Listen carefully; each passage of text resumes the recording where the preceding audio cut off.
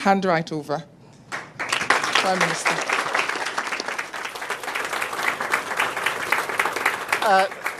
Thank you, Arlene, and thank you to all the staff here. We've had a really uplifting morning just looking at the work that you're doing. It's absolutely inspirational. It's exactly what we want. And I see some of the colleagues here behind me who I was talking to this morning. You should all be really so proud of what you're doing. We're really proud of it. So thank you very much. And a Happy New Year to you all. I hope you had a refreshing Christmas break. I do recognise and realise that for many people in the NHS, the words Christmas and break don't very often actually go very well together. So before I say anything else, can I just say to all of you, and through you to all your colleagues who work in the NHS, thank you. Thank you to your service to our country and for the countless lives that you save and change every single day. A massive thank you to you.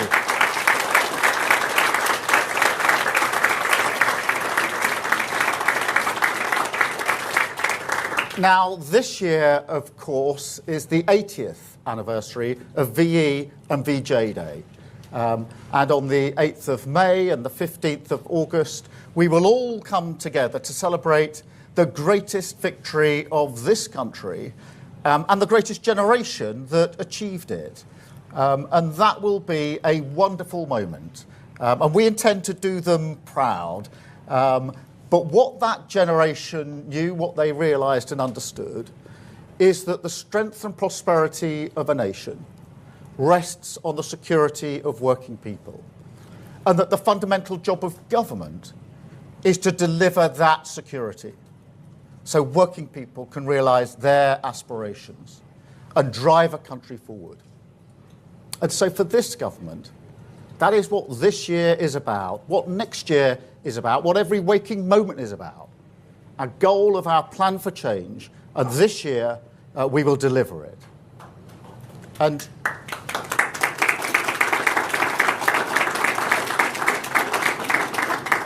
let me tell you, there's no institution more important for the security of our country than the National Health Service, built by that generation 8 decades ago now.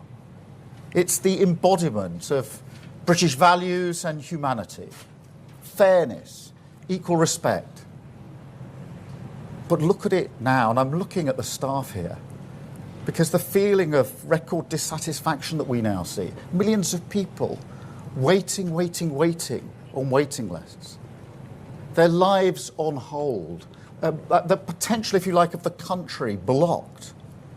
So 2025 is about rebuilding Britain, and rebuilding our NHS is the cornerstone of that. And that's why I wanted to come here to make this speech this morning. We will, of course, protect the principles we all cherish and that you all work to every day. Care free at the point of use, treatment according to need. Key principles. But to catapult the service into the future, we need an NHS that is reformed from top to bottom. Millions of extra appointments, signed, sealed and delivered with the plan that we are launching here today. National renewal in action. You know, people have long said we couldn't do this. I'm sure they said that to you as well. This sort of wallowing in a fatalism about the potential of this country, the change that we can deliver for working people. Well, this plan that we're launching today is a comprehensive rebuttal of that mindset. An NHS that treats patients more quickly, that is closer to their lives, gives them the level of convenience that they take for granted in nearly every other service they use every day. Just think about it, every day, with just a few swipes of their phone, millions of people buy food or clothes for themselves and their family. They book holidays, they even find love, and there is no reason, no good reason, why a public, free at the point of use, NHS, can't deliver that kind of convenience. In fact, it must. And we talked about some of these this morning. We need an NHS hungry for innovation as you are at this centre. That is the only way to face up to the challenges of the future. The wonder of us living longer and longer. And with that hunger, together we can save countless lives, improve care from where it is now to beyond belief. And do not doubt that this can be done. A system like ours, with vast amounts of patient data, with scale, with the extraordinary resilience of our NHS staff, we are well placed for the AI revolution in healthcare. And trust me, that is coming. Britain is a world leader. So we can do this. But first, we must confront the reality of what is needed. Because the NHS can't become the sort of national money pit. Productivity can't bump along 11% lower than it was before the pandemic. Working people can't be expected to subsidise the current levels of care with ever-rising taxes. That is the price of ducking reform. And I won't stand for it. I believe in public service. I believe in the NHS. I'll fight for it day and night. But I'll never stand for that.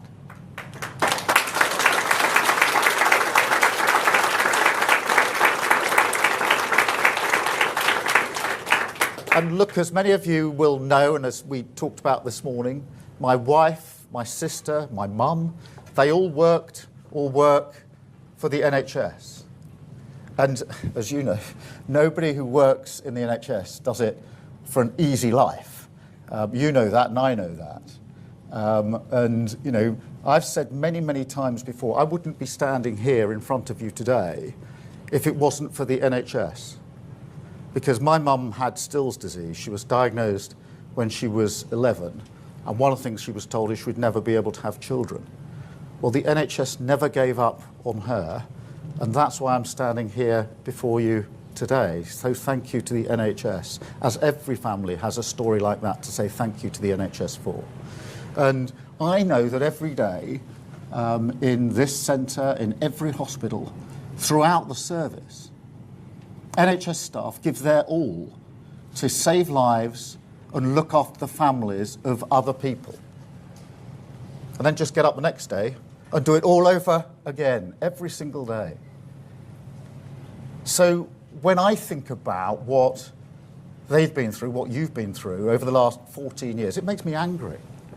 I'm angry that you're working harder and harder, yet the system just isn't delivering the results that we need for patients or for staff. And that is the cut and dry argument for reform. And it's not just about money. At the budget last year, we invested over £25 billion in the National Health Service. That's a record amount, and rightly so. And we put in over £1.8 billion since July on cutting waiting times alone. And that's investment that will deliver 40,000 extra appointments every single week, picking up on some of the techniques that you are using here. Now, that is an outcome that is wanted by everybody. It's wished for by everybody. But it's only possible because of the difficult choices that we confronted. But let me be crystal clear.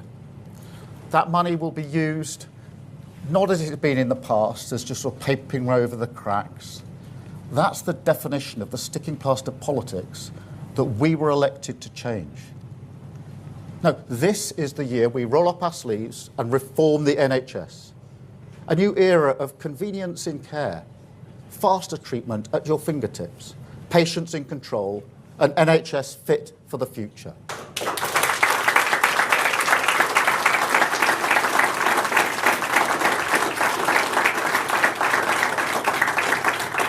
It's not just about giving patients greater flexibility over appointments, although that's really important, and you're doing that here, as I saw this morning, or leveraging the power of the NHS app.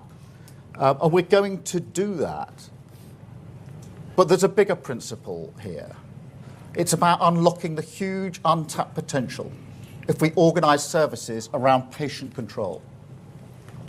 And you can see this really clearly in Martha's rule.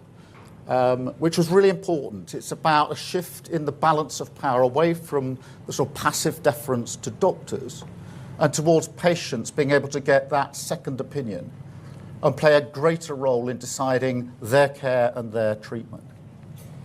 And the early results of Martha's Rule are in. Lives of some of the sickest patients in our care transformed, extended, and saved. And so it's a rule that's now being recognised as potentially groundbreaking in its innovation. So look, across the NHS, we will put patients in control of their care. And to meet that demand, we will also move care closer to their lives, shift treatment away from hospitals and centres and deliver more care at their GPs, in their community and in their homes. And you gave me some brilliant examples of what a difference that makes, shifting care towards people's communities and their homes this morning when we're walking through what you do right here. Because as you know, that will make a massive difference to waiting times. If we can get more GPs consulting immediately with specialists, diagnosing even more quickly, then we'll avoid an extra 800,000 unnecessary referrals and appointments every single year. Another game changer, community diagnostic centres. We will open them, more of them, and it'll be 7 days a week, 12 hours a day.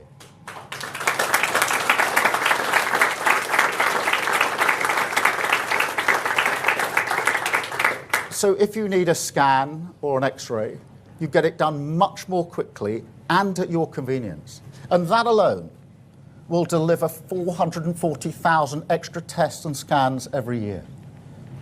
We'll also let patients with long-term conditions monitor themselves at home, give them the technology to do that, and that will cut another 500,000 unnecessary appointments. We'll also reform funding incentives, focus our investment on what will actually cut waiting times. Far too much money is wasted on inefficient care. That has to stop because we can't afford it. Artificial intelligence will help us here as well. I've seen it in actions at a hospital I was at the tail end of last year. An AI-enhanced stethoscope that can tell in a heartbeat, literally, whether you're at risk of cardiac failure. And just think about that. That's a patient saved in an instant from a possible future that they may have had where they might collapse, possibly more than once, where they have to be rushed on trolleys into A&E, into acute services. All of that avoided because AI was able to pick it up much earlier. Think of the impact not just on the individual patient, the person that might happen to, and of course their family, but also on the NHS. Because artificial intelligence is a technology with almost unlimited power to cut waste, speed things up, and save lives. And with this plan, the NHS will harness it properly. And finally,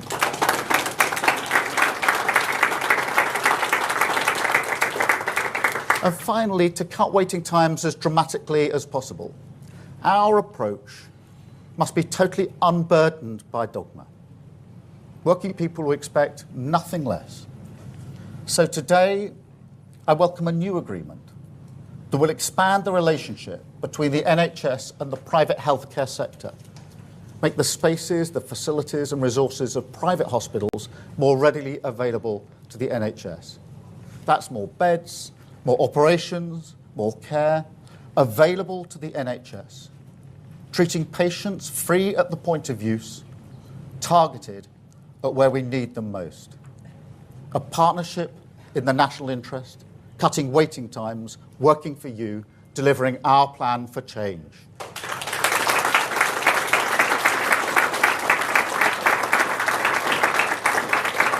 Now, I know some people won't like this, but I make no apologies. Change is urgent.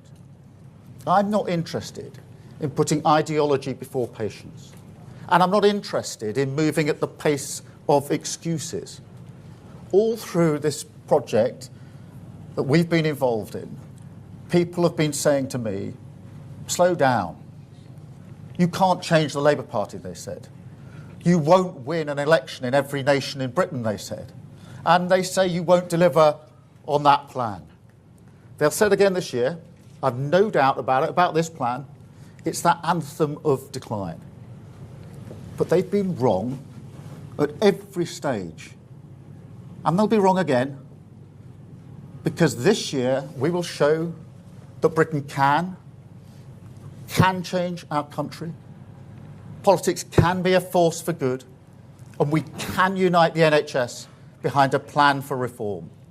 An NHS that's faster, easier and more convenient, with waiting times cut, patients in control, technology at your service, and outstanding care in your community. That is the change we will deliver. Another step along the road to a country and a people strong, secure, confident that the future will be better for their children. Thank you very much.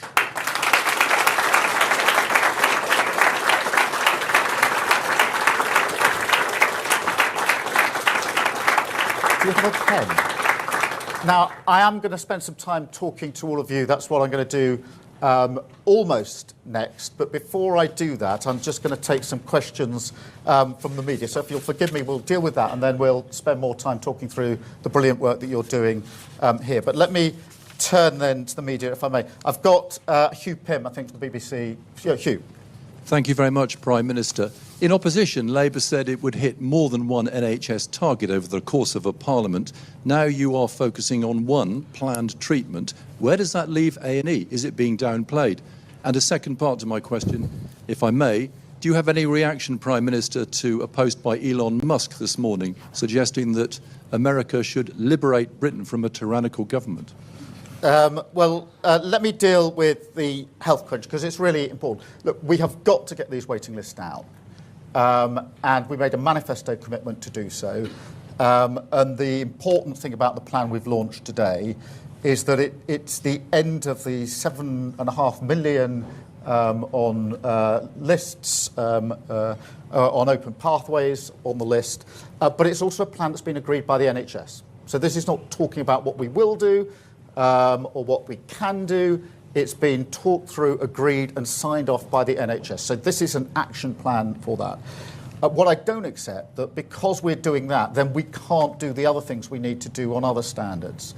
And I will never accept that prioritising waiting lists must come at the expense of the other things that the NHS must do, whether it's A&E, whether it's cancer and heart cases as well. So, you know, we can walk and chew gum here, and we're going to do that. The fact that we've got a plan in action today does not mean we're not going to do the other things. We will, of course, be publishing our 10-year plan for the NHS in due course. But thank you very much in relation to that. I don't really have any comment on the particular comment that was made this morning by Musk. Thank you. Can I come to you, Beth, please? Thank you, Prime Minister.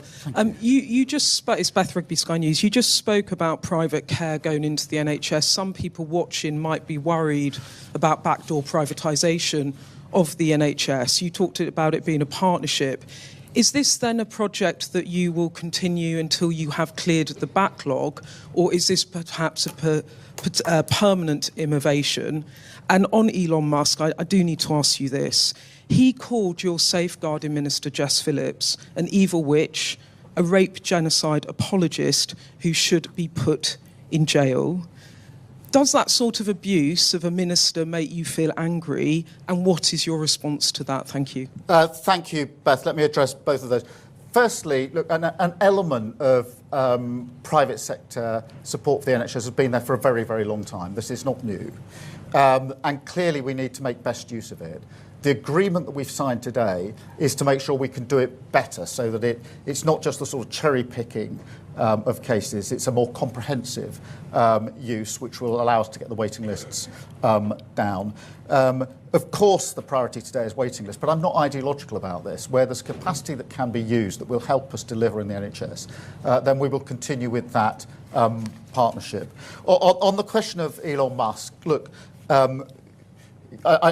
I think most people are more interested in what's going to happen to the NHS, frankly, than what's happening on Twitter. But you asked me a really important question that's been in the news for the last few days. I am going to, with permission, just answer it quite fully because it is a really important set of issues. And let me start with this. Child sexual exploitation is utterly sickening, utterly sickening.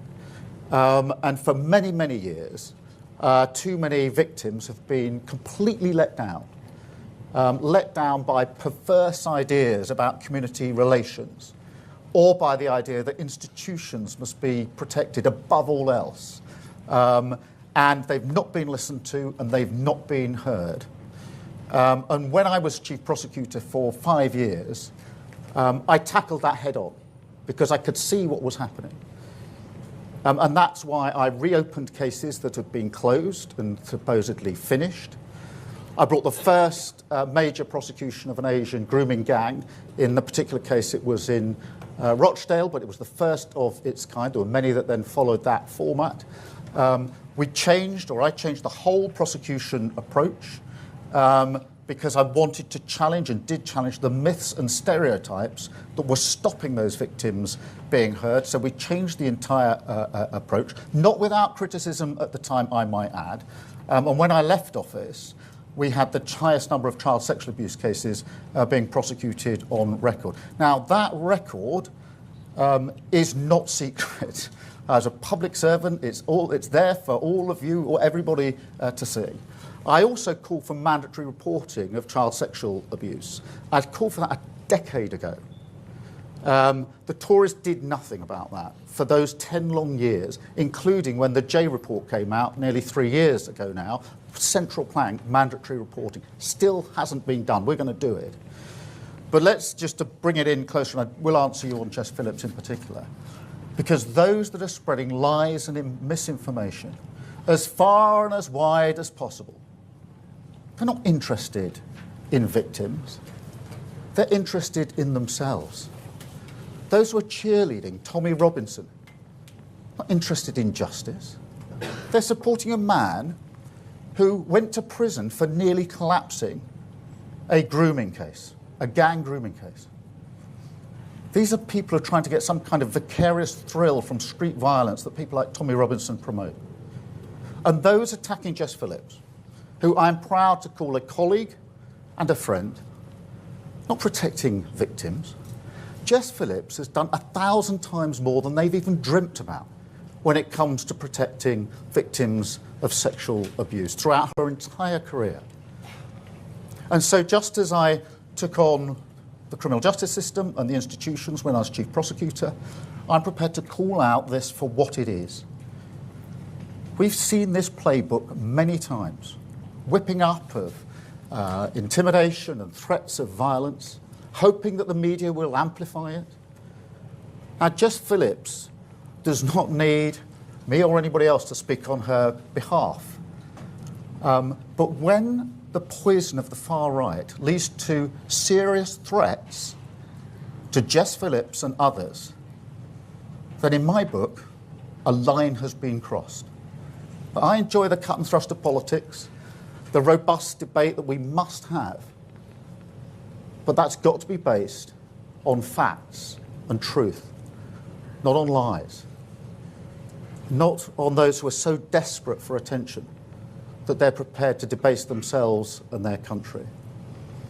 So this government will get on with the job of protecting victims, including child sexual abuse, mandatory reporting, accelerating the processes. But what I won't tolerate is this discussion and debate based on lies without calling it out. What I won't tolerate is politicians jumping on the bandwagon simply to get attention, when those politicians sat in government for 14 long years, tweeting, talking, but not doing anything about it. Now so desperate for attention that they're amplifying what the far right is saying. So that's what I say about Jess Phillips. Thank you. Robert, I've got next, from ITV. Prime Minister, I've been speaking to NHS leaders over the weekend, and they are worried they don't have the capacity, the people, to deliver on your ambitious targets to reduce waiting lists. Will this new agreement with the private sector provide enough capacity, or will they have to recruit more people? And in the short term, will those people come from abroad? And forgive me for going back on Musk's attacks. You've described what he has been alleging as lies against Jess Phillips. This morning, he said you should be in prison. You're a lawyer. That sounds libelous. Will you take legal action against him? On the question of staffing and resources, of course, there's always a challenge on staffing and resources, and that's why it's important that we've got the workplace plan coming on board for more resources and more staff, why we put the resource in at the budget. But let me be clear, the agreement with the private sector we signed this morning is not in some kind of substitution or as an alternative to the mainstream work with the NHS, of course. But through reform and efficiencies, we can make a material difference. It is worth, if you have time, I mean this in the proper sense, to talk to some of the staff here, because they've talked me through this morning some of the innovations that they've gone through that are cutting time the whole time. They're getting through many, many appointments here, the way they're processing the cases. This has all come from them. We asked them how these innovations come about, and they said it's our thinking about how we can improve the process. They're constantly doing that. So I don't sort of accept the basic argument that's put to me that you can only work at the pace we're working now, you'll never get more out of the staff and resources we've got. Actually, the staff here and in many, many other places across the country are very willing to look at ways of improving and changing the way they do things. And of course, technology comes on top of that. Look, in relation to, I mean, I've said quite a lot about the various lies and misinformation that are put out there.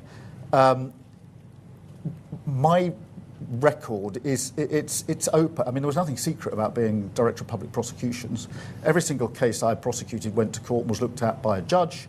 I had an independent inspectorate, had access to every single file of every case anytime he or she wanted, and I was overseen by the Attorney General, which for 3 of the 5 years was a Tory Attorney General. So that record, I mean, and so in a sense, rather than me trying to say any more about what I did when I was in office, you can access this material, you know where it is, you know what the facts are. But it is an important point that's more, the reason I've emphasised this today is because it's more, this isn't about whether I defend myself or my record, frankly. That record is there, you can see it, you can make your own mind up. It is something about the nature of our politics. Because once we lose the anchor that truth matters, in the robust debate we must have, then we're on a very slippery slope. And when politicians, and I mean politicians, who sat in government for many years, are casual about honesty, decency, truth, and the rule of law, calling for inquiries because they want to jump on a bandwagon of the far right, then that affects politics, because a robust debate can only be based on the true facts. And that's why this is actually an important point about our politics, not about what anybody may or may not say on Twitter. That actually isn't the main issue.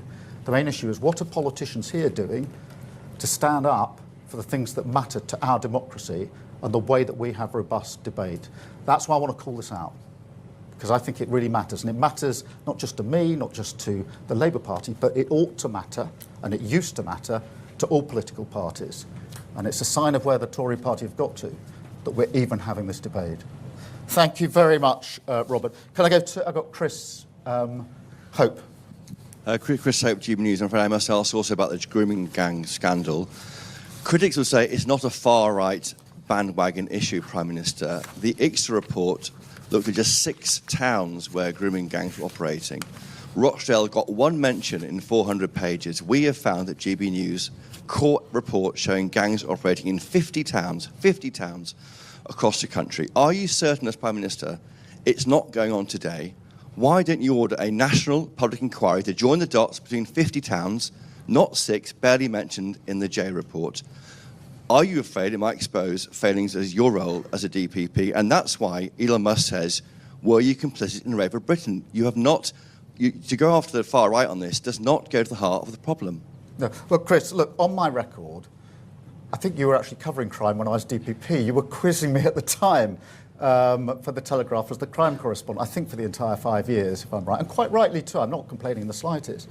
But you looked at my record for 5 years with me as I was doing the job, facing your questions. You've got access to all of the material. So, in a sense, you can look at it. I've set out what I did. I actually changed the system because I could see some of the things that were going wrong. I wasn't prepared. Unlike some Tory politicians, I'm not tweeting about it or talking about it. I got on with changing it. In relation to the serious point you do make, because this is the victims here suffered terrible abuse, unthinkable, unspeakable, genuinely sickening abuse, and then they weren't listened to.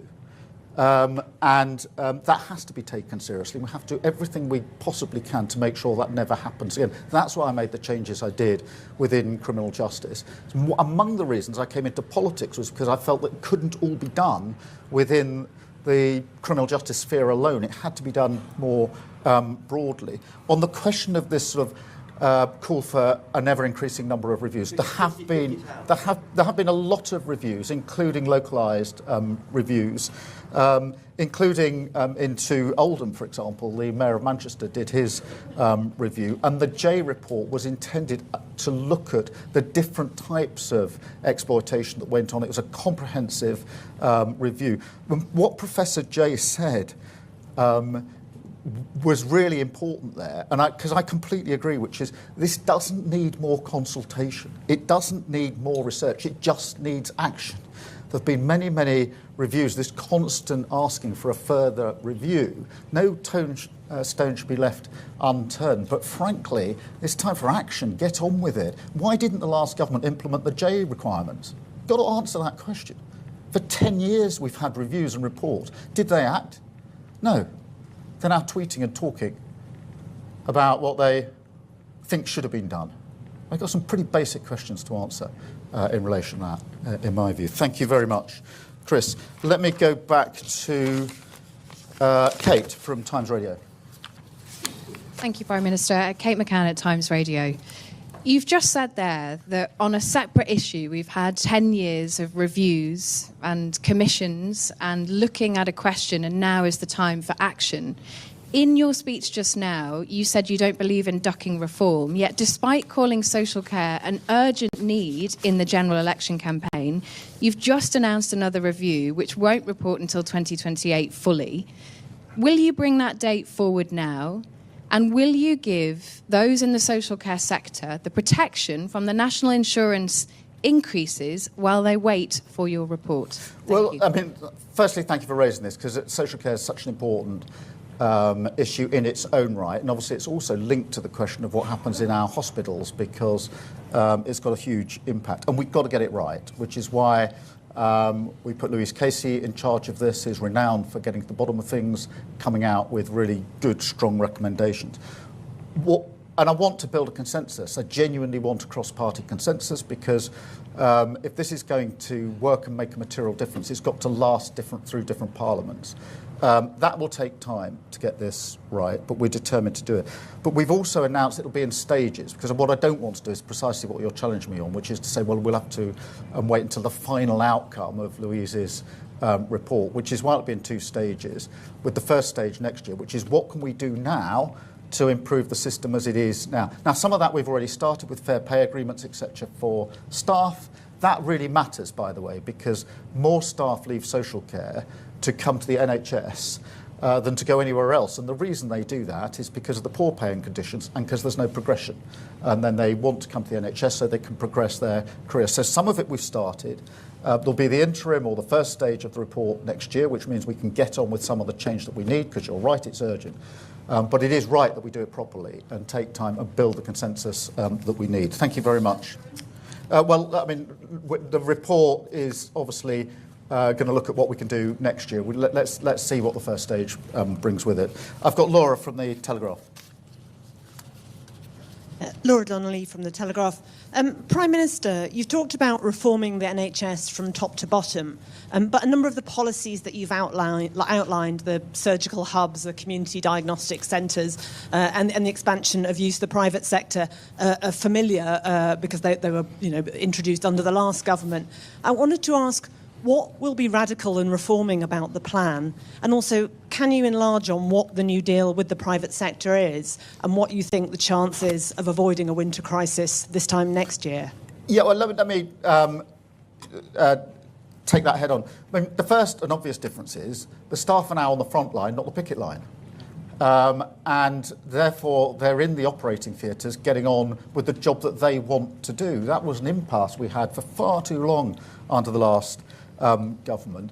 When it comes to things like diagnostic centres, we want to go further and faster, so have more of them and have them operating, as I set out a moment ago, 7 days a week, 12 hours a day, making much more use of technology and AI. And the fact that within the first 6 months of a Labour government, you've got a signed agreement with the NHS about the change we need, that's a material difference. That's what you get by working together with partners to deliver in the national interest. I'm not here saying to the NHS, you must do this, please respond. I'm here saying, look, we've worked on this for 6 months, now it's signed, it's agreed, it's signed off, we're going to do this. So that is a material change in the whole way that we've come about reform, etc. On the private sector, we can give you more details afterwards, but the broad issue is really to make sure that the capacity we're able to use for the private sector is more comprehensive, is in areas which aren't necessarily usually covered by these agreements, which sometimes can be, the sort of easiest operations, if you like, put through the private sector. We want to broaden that to make better use of the capacity that is there. But we can provide you with more details of that, of the actual agreement afterwards. Thank you very much, Laura. Well, we're working at pace on this. We inherited a pretty broken NHS. I think if any of us, or if you across the country ask people, they would say we love the NHS. They've got brilliant staff, and they're absolutely right about that. But people know that it was broken by the last government, so we're working at pace to mend that. There will be pressures this year, of course there will.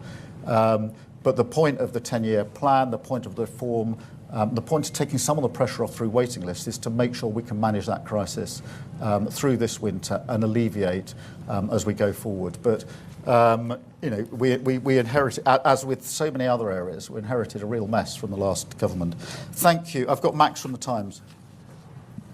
Thank you, Prime Minister. You say the sort of language Elon Musk uses matters to democracy here and has a serious negative impact on it. Musk is in a couple of weeks' time going to be a senior member of the US administration led by Donald Trump. So are you taking this as direct attack from his administration, and will you ask Trump to tone it down? I'm actually making a more general point. I'm not going to individualise this to Elon Musk or anybody else. I'm making more because actually I'm very concerned about where the Tory party is going on this in this country, because they are not. I think only a few months ago it would have been unthinkable for things to have been said about Jess Phillips, that was said recently, without all political parties and the leader of the opposition calling it out in terms. I genuinely believe that. I don't think it was that long ago that you would have all expected that reaction. You'd have all been challenging the leader of the opposition. Will you denounce this? This isn't fair, because it's put a member of Parliament, my member of Parliament, at risk. That's not good. That's why I say a line's been crossed. So this isn't about America or Musk. I'm talking about our politics. I'm talking about the responsibility that our politicians have in calling this out for what it is and distancing themselves and condemning it. Because if you're not prepared to stand up as a Tory MP and denounce what's been said about Jess Phillips, who's now had threats made to her, then you need to seriously consider why you're in politics in the first place, in my view. I've got Jack from The Sun. Thank you, Prime Minister. Jack Elson from The Sun. You correctly identified that the J inquiry looked at the wider issue of child sexual abuse. But by refusing to hold a national inquiry that zeroes in on these rape gangs, can we take it that you are then satisfied that there are no more failings of wider state that need to come to light? Well, I don't think we should leave any stone unturned, but I think we know what the basic failings were. The reason I brought the first mass prosecution for an Asian grooming gang is precisely because I could see that these warped ideas about community relations were possibly having an impact. Because I could precisely see that the myths and stereotypes about the victims were preventing some of the most vulnerable in our society from the protection they needed. And that's why we took that. That action was taken over a decade ago. Yes, of course, you're right to challenge and say, well, couldn't there be something else? But the basic problem here is pretty well known. It was pretty obvious. That's why I did what I did in the Crown Prosecution Service, because I could see what the problem was. And so there's always this sort of suggestion, let's have another review. I think Professor Jay, she did look at this for a very long time. You could sense a slight impatience on her behalf, which is say, look, just get on with the things that have already... There were, 20-something recommendations in the Jay report. None of them have been fully implemented yet. None of them were fully implemented by the last government. So for the Leader of the Opposition now to call for a further inquiry, but she didn't even implement the 20 recommendations of the Jay report, which is about as comprehensive as you could get, then I think that shows that perhaps where just the, trying to get noticed is becoming more important than the issue itself. So I don't duck your challenge, but I do genuinely say, for those that are really concerned of protecting these victims, and I really am, it's time to get on with it. Implement all the recommendations so far, and you'll make a material difference to the lives of very, very many victims. And that's why I think Professor Jay said, let's just get on with what we've got. And I think there's an element of truth in that. I'm not closing my mind. And if you or others put specific allegations or issues to us, then we will faithfully deal with them, absolutely rightly. I'm absolutely not prepared to have this, pushed under the carpet. But I'm slightly impatient with people who just say, do another review, when they haven't got on with implementing the very many reviews. There's 7 pretty big reviews. There's then lots of localised reviews. There's no end of reviews. It's time for people to take the action. That's why I did what I did as DPP. That's why I'm going to do what I need to do as Prime Minister. Thank you, Jack. I got Claire from the Daily Mail. Thank you, Sir Keir. You vowed to restore trust and integrity to politics. So do you think it's time that your anti-corruption minister comes clean about her use of homes linked to her aunt's regime? And do you have full confidence in her? Juliet Sadiq has acted entirely properly by referring herself to the independent advisor, as she's now done. And that's why we brought into being the new code. It's to allow ministers to ask the advisor to establish the facts. And yes, I've got confidence in her, and that's the process that will now be happening. Thank you very much. I've got Sophie from the Mirror. Hi, Sophie Huskisson from the Daily Mirror. So you said about NHS staff being on the front line, not the picket line, but some unions have indicated that they could go on strike again this year after your government recommended a 2.8% pay rise for health workers. Are you worried this could put your plans and targets at risk? And a second quick one, if I may. We've heard horror story after horror story of cosmetic surgeries going wrong, not only abroad, but also here at home. Are you concerned about this, and will you commit to looking at the Mirror's campaign demands to take action here in the UK?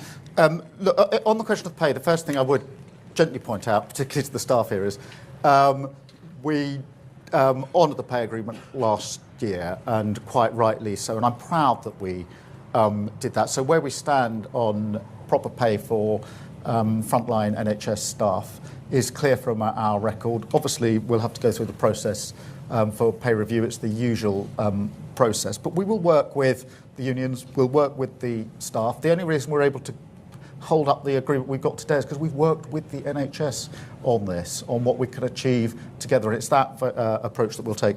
On the cosmetic, I think you're running a campaign on this, and it is a really important issue, and I know Wes Streeting, the Health Secretary, is looking at this because Clearly, we need to look at what more can be done in some of those cases. So thank you for highlighting that. Thank you all very much. And now I'll do as I promised and get to speak to all the rest of you. Thank you very much. Thank you.